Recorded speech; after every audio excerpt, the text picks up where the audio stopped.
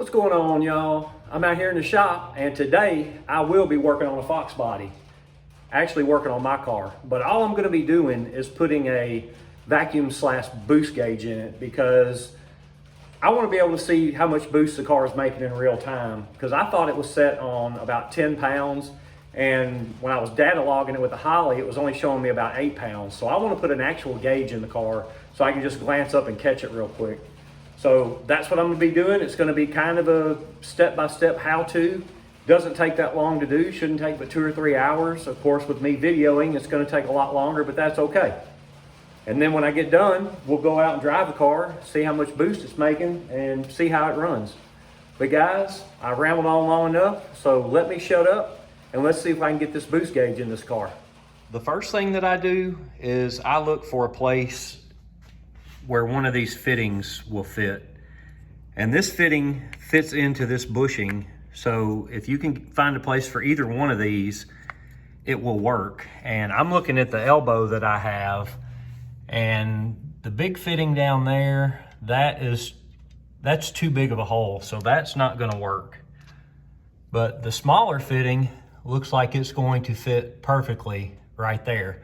So I'm gonna pull this plug out right here and see if that fitting will fit. Now, if you have a normal style intake, like probably what you're used to seeing, depending on the intake, and you'll have to look because each one's probably gonna be different, but if you look in the front of this particular Edelbrock, you can see there are 2 locations right there that you can pull those plugs out, and hopefully one of those fittings will fit in one of those holes.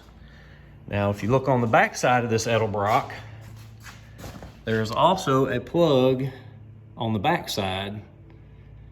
So you have options. You're just gonna have to figure out where is gonna work best for you and your application, but it always needs to be after the throttle body.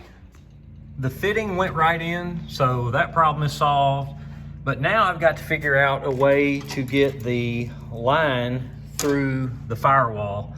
And there's various places you could do it. You could go through where the speedometer cable goes through, but inside the car that gets kind of tight.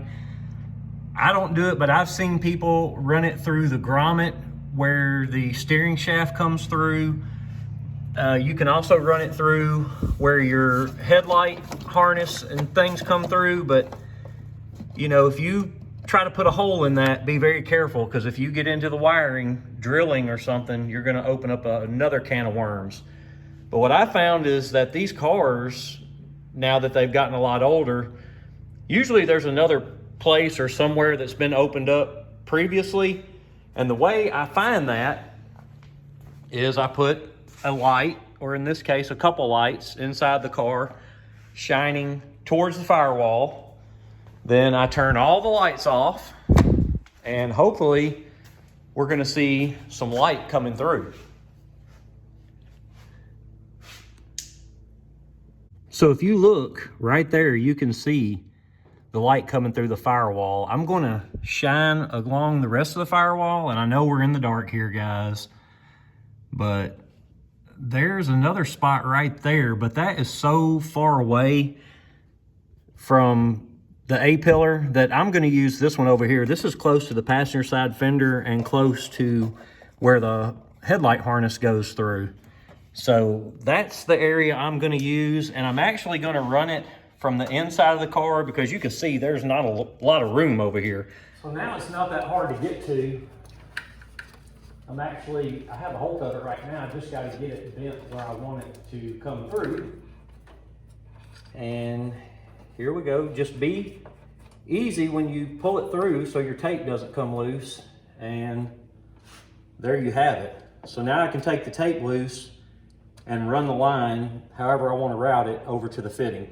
So I've got the line through already, and I could not get good video of where the hole was in this particular firewall, but I did want to show you guys how I did it. And I did it using this. This used to be a wire coat hanger, but I probably stole this from my wife 20 years ago because these come in really handy for doing stuff like this. So all you do is you take one end of the hanger, what used to be hanger, you take your vacuum line and you overlap them, and then I wrap it with electrical tape, wrap it real tight, and then you just put this through the hole and you'll see it poking out either from the outside, or if you're going inside, you'll see it on the inside, and then you're just gonna pull it through. Now, sometimes with the tape and stuff, when you're coming through a hole, if it's too small, you'll feel some resistance. So, you know, don't jerk or tug too hard, because a lot of times if you do that, that end will pull right off and you're just starting over.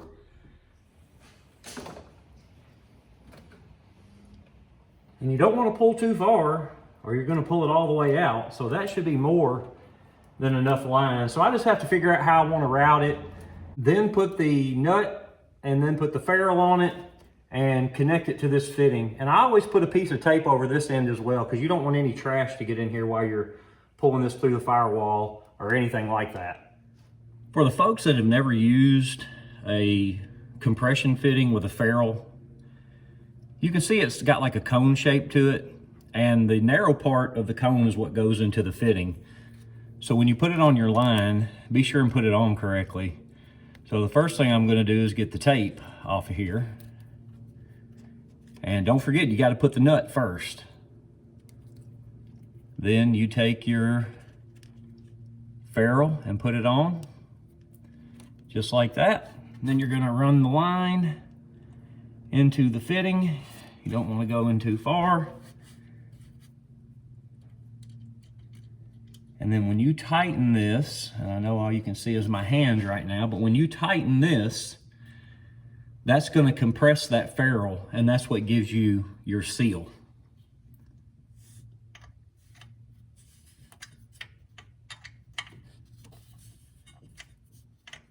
And you don't have to go crazy on it. And I always like to give it a little tug just to make sure that everything's good and tight and it's not going to come out. I've got the line ran the way that I want it now. And when I get completely finished and I know the gauge is working, I'm going to come back and I am going to put wire loom on this for two reasons. One, because it gives added protection, and two, because it just looks better. But that's all you have to do to get the gauge in the car under the hood. But now, I'm gonna have to go in the car and do all the tedious stuff.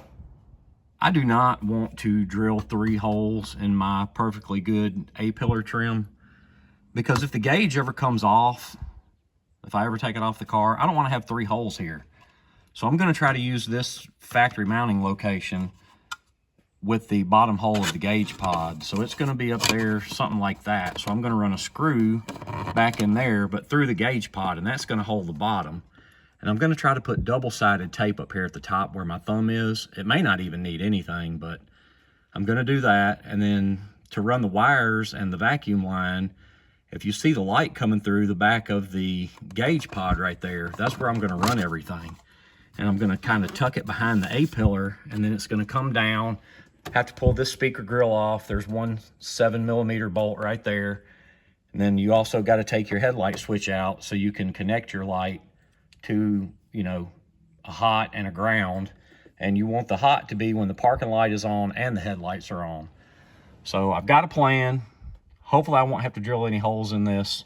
Let's see how it goes. I'm not recording the whole process, but it's going straightforward, just like I expected. I've got everything mounted. I used the screw hole like I wanted to and put some double-sided tape up here. But I did want to show you on this 91, in case your car is similar, that the wire that you need to use for the hot side of the light is blue with a red stripe. And it's easy to test. Like right now, I just turned my parking lights on, and you stick your test light in there and it comes on. And then you push the headlights on, and if it stays on, that's the wire that you need.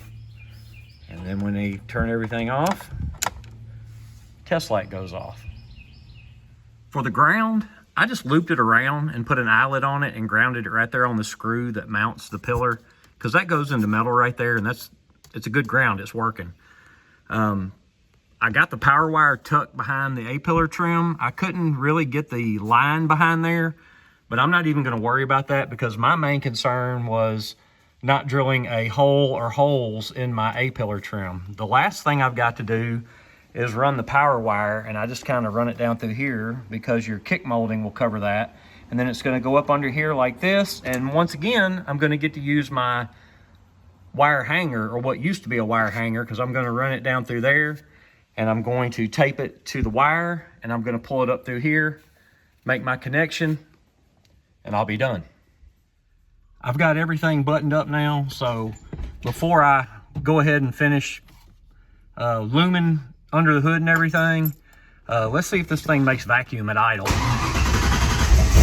That'll tell us that the gauge is working, and the gauge is working, so that's good. So now I get to go do the really fun part. I get to go test the car and see how much boost this thing is actually making.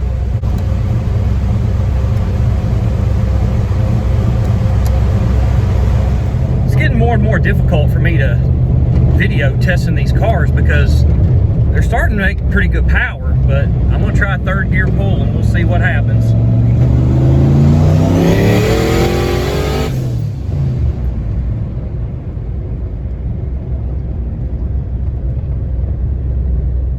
I cannot believe this car pulls as hard as it does, and it's only making 8 pounds of boost. That's what it made on the new gauge. But I'm wanting to get to 12 pounds, so I went ahead and turned 4 clicks into my boost controller. So I'll go out and test it again at some point and see how much boost it's making, and I'll get there eventually. But let's take a look at the final product here. I've got everything loomed under here. Looks a lot better than just the bare line, and it offers it some protection as well. You can see the line right there next to the windshield. I could not get it to go behind the A-pillar trim, but I can live with that because my main focus was not drilling any holes into my A-pillar trim, and I have accomplished that. And the gauge lights up, works. All right, y'all, I'm gonna go ahead and wrap this one up. But I cannot believe how hard this car pulls with only 8 pounds of boost. I'm wanting to get to 12 pounds, so I'm gonna keep messing with the boost controller until I get there.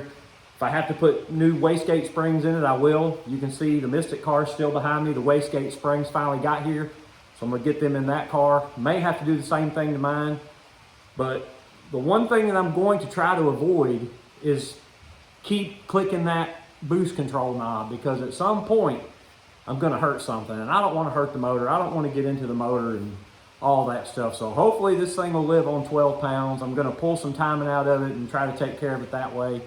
But man, this thing runs good. But guys, as you saw, putting the gauge in wasn't that difficult. I mean, it's something you can do in just a couple hours. So if you feel like you wanna tackle it, hopefully this video will help you. Not sure what the next video is gonna be. You know, I've always got something going on. I got a busted transmission in the GT350 up here, so might be that. Might be something else on my car. Might be the 66. Might be a car we haven't seen before. But guys, I appreciate you watching. If you would, hit the like button, subscribe. It would be greatly appreciated. But as always, I'm busy, so I'm out.